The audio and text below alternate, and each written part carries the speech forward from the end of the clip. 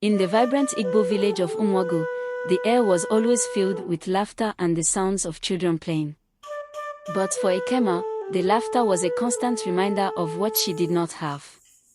Married for many years, Ekema remained childless. The whispers and mockery from the villagers were a daily torment. "Look at Ekema," they would say. "A woman without a child is like a tree without fruit." Ekema's husband, Obinna, was kind and supportive, but the weight of their childlessness burdened their marriage. Desperate and broken-hearted, Ekema decided to seek help from Miri Oma, the sacred river believed to be the home of the queen goddess of water, Eneni Miri. One moonlit night, with the full moon casting a silver path on the river, Ekema made her way to the water's edge. She knelt by the river, her heart heavy with hope and fear. "Eneni Miri, great queen of the waters," she cried. "I beg you, bless me with a child. End my shame and suffering." As her tears mingled with the river, the water began to ripple and shimmer. Suddenly, a figure emerged from the depths. It was Eneni Miri, radiant and majestic, her presence both awe-inspiring and terrifying. "Ekema," the goddess spoke, her voice echoing like the waves. "You seek a child, and I shall grant your wish. But remember, all gifts come with a price." Overwhelmed with gratitude, Ekema accepted the goddess's blessing without hesitation. She returned to her village, her heart lighter than it had been in years. Months passed, and Ekema's belly swelled with life. The villagers, who once mocked her, now looked upon her with respect and curiosity. When the time came, she gave birth to a beautiful baby girl with eyes as blue as the river itself. She named her Akwogo, meaning the eggs of the eagles. At first, Akwogo was a joy to her parents and the village. But as she grew, strange and unsettling things began to happen. The river, once clear and life-giving, turned dark and murky. Fish died en masse, and crops irrigated with the river's water failed.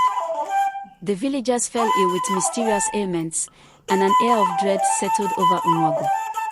Ekema, noticing the correlation between Akwogo and the misfortunes, grew fearful.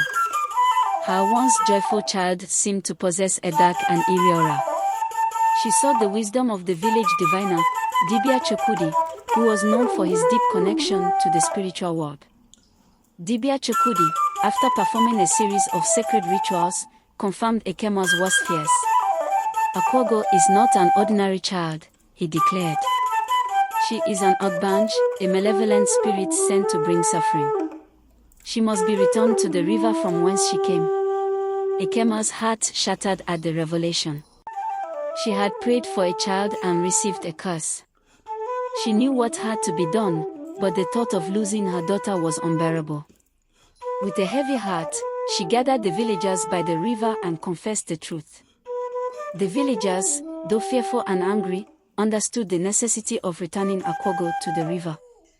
They formed a solemn procession, led by Ekema and Dibia Chukudi, to the river's edge. As they approached, the water began to ripple once more, and Eneni Miri appeared. "Great Queen," Ekema pleaded, tears streaming down her face. "Take back the child.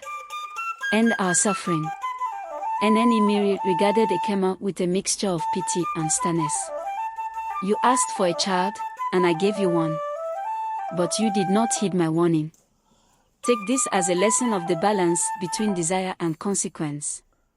With that, Eneni Miri extended her arms, and Akwogo walked into the water, disappearing beneath the surface. The river immediately began to clear, its life-giving properties restored. The villagers' ailments subsided, and life in Umwagu returned to normal. Though Ekema's heart was heavy with loss, she found solace in the restored harmony of her village. She learned to live with the consequences of her wish, sharing her story to remind others of the delicate balance between the human world and the realm of spirits. The tale of the evil water child, Akwogo, became a cautionary legend, passed down through generations, warning of the dangers of desires granted by the gods.